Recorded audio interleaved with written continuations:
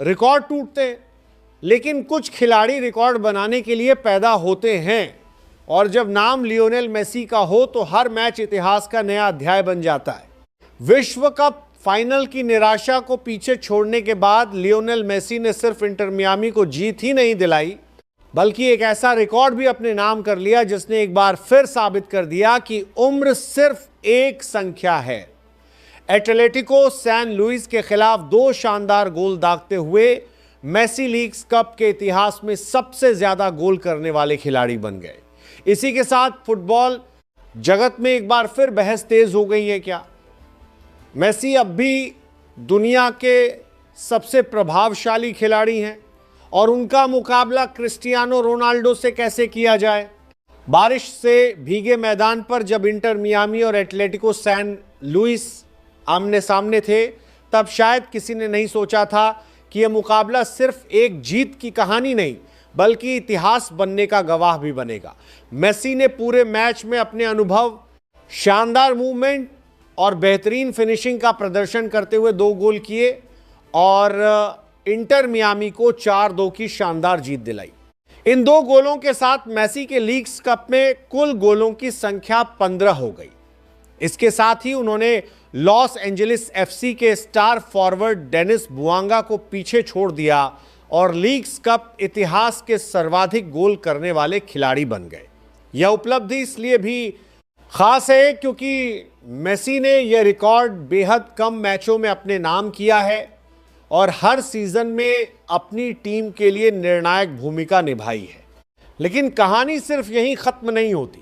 San Luis के खिलाफ 2 गोल करने के बाद मेसी के आधिकारिक करियर गोलों की संख्या 902 तक पहुंच गई।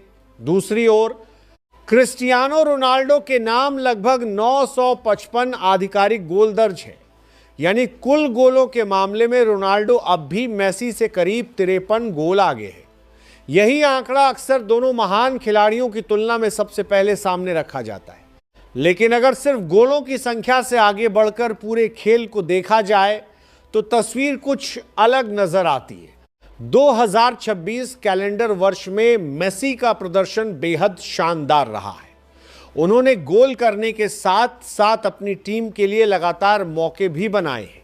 इस साल उनके नाम 25 गोल और 12 असिस्ट दर्ज हैं, यानी उन्होंने सीधे तौर पर 37 गोल में योगदान दिया है।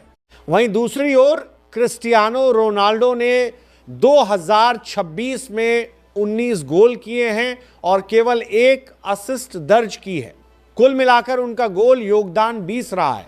इसका मतलब है कि इस साल मेसी ने न सिर्फ ज्यादा गोल किए बल्कि टीम के लिए मौके बनाने और साथियों को गोल कराने में भी रोनाल्डो से कहीं अधिक प्रभाव डाला।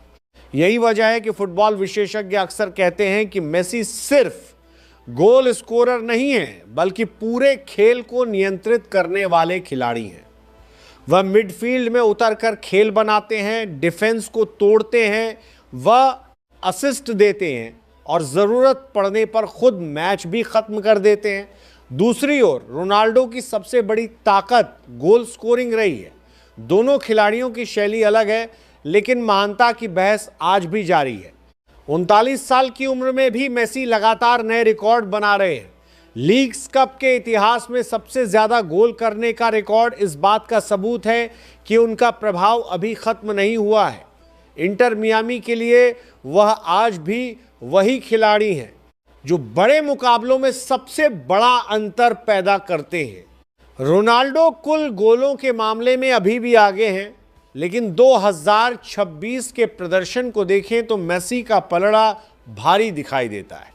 गोल हो, असिस्ट हो या कुल गोल, योगदान, हर मोर्चे पर अर्जेंटीना का यह महान खिलाड़ी अपनी छाप छोड़ रहा है।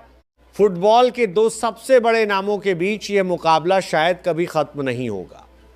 एक तरफ रोनाल्डो के गोलों का पहाड़ है तो दूसरी तरफ मेसी का जादू, उनकी रचनात्मकता और लगातार टूटते रिकॉर्ड। लेकिन इतना तय है कि एटलेटिको सैन लुइस के खिलाफ खेला गया यह मुकाबला सिर्फ इंटर मियामी की जीत के लिए नहीं, बल्कि मेसी के करियर में एक और ऐतिहासिक उपलब्धि के लिए हमेशा याद रखा जाएगा।